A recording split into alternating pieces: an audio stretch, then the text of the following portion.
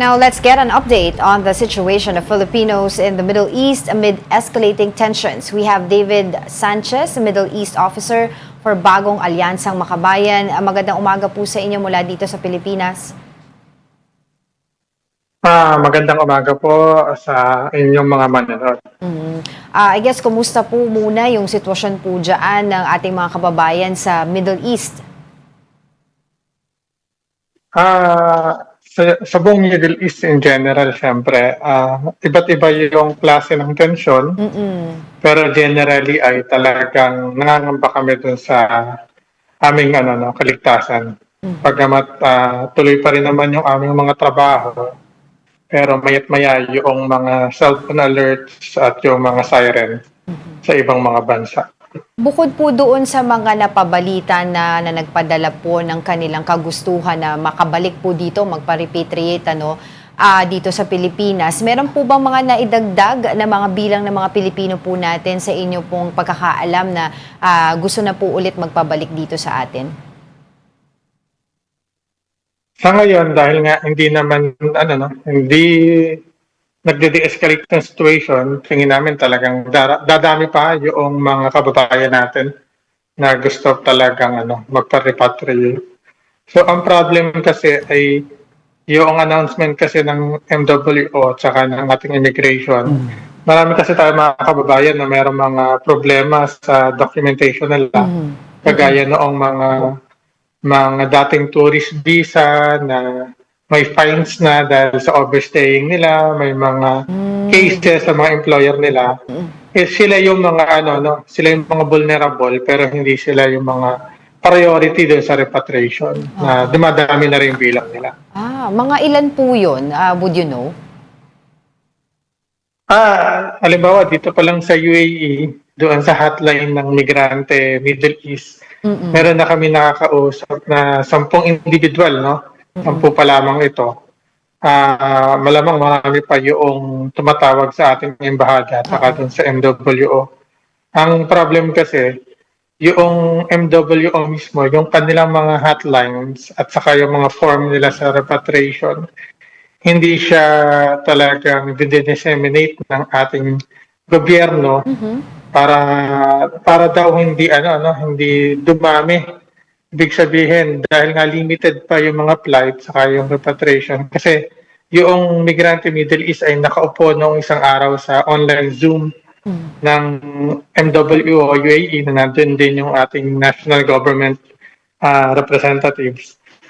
Pinatawag nila yung mga Filipino community leaders dito sa UAE.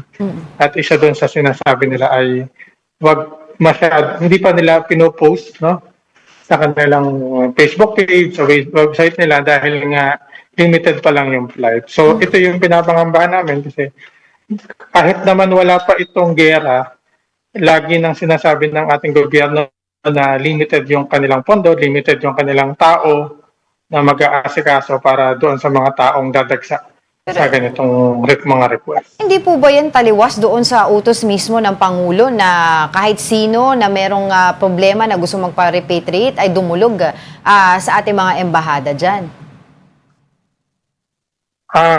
Sabi nga namin, iba yung sinasabi sa sa mga announcement at iba yung mga yung mga actual na nangyayari sa grounds. Kasi nga, halimbawa, meron na lang ngayon, nagme-message sa akin na sabi nga niya ay malaki yung kanyang fine at saka undocumented siya. Ang binanggit sa kanya ng MWO ay hindi pa sila priority kasi kailangan pang i-process yung kanilang problem dito sa host countries. So, ang request nga namin sa government ng Pilipinas dahil nasa gitna kami ng ganitong sitwasyon, nasa gera, ay dapat yung host country at saka yung ating sending country, yung Pilipinas, ay nag-uusap sila para sa mga ganitong sitwasyon ay hindi na dumadaan sa mahabang proseso yung ating mga kababayan kasi pwede namang isuspend yung mga ganyang mga fine saka mga process. Oo.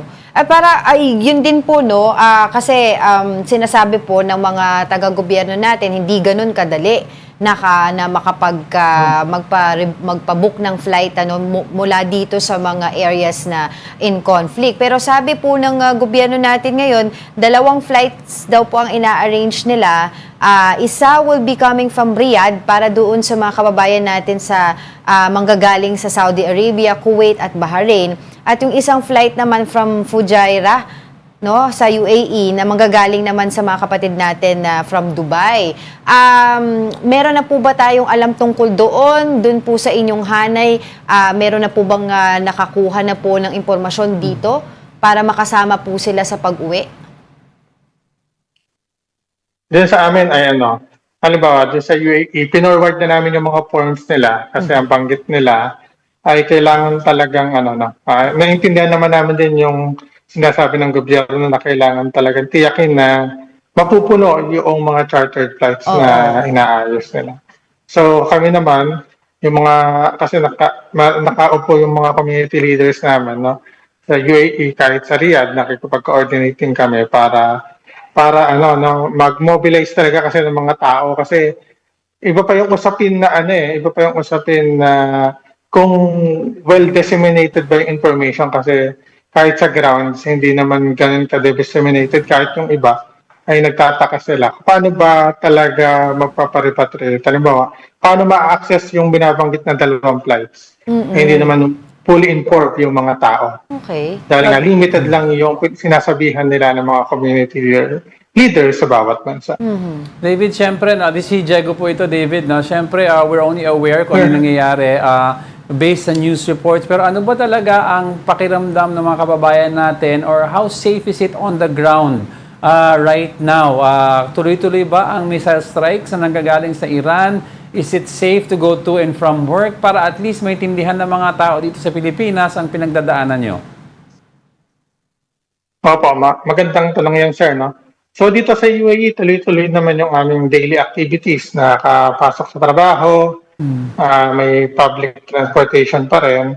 Pero yung mga cellphone namin ay may mga alerts na nagsasabi ay pumunta kami indoor. Pero hindi pa naman restricted yung aming mga daily activities, kahit mag-alert yan. Pag minsan, siyempre, yung iba hindi talaga makakapunta sa indoor. So, nag-aabang kami. Kung halimbawa, dahil medyo tumatagal na itong nangyayaring Iran, napapamiliarize na rin kami doon sa mga tunog. Kung may mga padating na drones, halimbawa, yung drones kasi ng Iran, para siyang tunog ng moped o yung motorsiklo na mababang sisi. Tapos yung mga fighter jets nila, mararamdaman mo naman. So, doon, nag-ano lang kayo, pakiramdaman na rin kasi hindi kagaya doon sa sa Israel, at saka sa Bahrain. Meron kasi silang mga bomb shelter doon, yung mga areas doon. Kasi sa Israel kasi, ay dahil siya naman talaga yung talagang naka-direct engagement sa war. Kahit yung mga bahay ng kasi karamihan naman ito trabaho po sa Israel, mga caregivers. Kahit yung mga bahay ng mga inaalagaan nila ay may mga shelters. Dito sa UAE ay hindi pa ganun, kasi ngayon lang naman na-involved yung mga karamihan ng mga bansa dito sa GCC. Pero dagtong ko lang doon, David, may mga specific areas ba sa UAE ang tinatamaan ng mga strikes or para at least alam nyo kung saan kayo pupunta or very random? Wala pa po, very random yung ganong So sa wala ngayon, pa talagang specific na areas kung saan kami pupunta. Oo.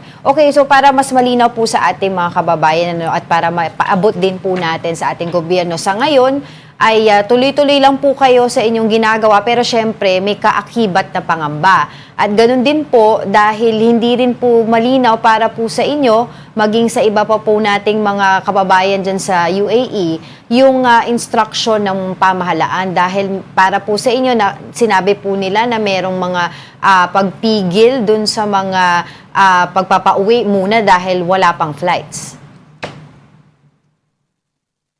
Tama po, yun yung binabanggit namin na sana yung gobyerno ng Pilipinas ay may well coordination sa host countries para talaga malaman namin yung blueprint ng ng comprehensive plan nila kung magkakaroon talaga ng matinding tension dito. Sabi nga namin, mas mabuti ng maganda sa worst kaysa mag-relax tayo. Oo. Pangalawa po, sana po yung mga ahensya ng gobyerno ay talagang may sumasagot sa hotline nila. Pangalawa, maging mas malinaw talaga yung information dissemination ng mga, sabi natin, yung mga magre-request ng repatriation. Kasi tingin po namin sa bagong alyansa Makabayan Middle East ay maaaring na tumami at dumagsa yung mga kababayan natin na humingi ng repatriation kung magtutuloy-tuloy itong gera. Well, Sa ngayon po kasi maraming mga kababayan natin na kahit gusto namang umuwi ay nag-hold back dahil nga po doon sa kasiguraduhan naman ng aming trabaho kung uuwi kami.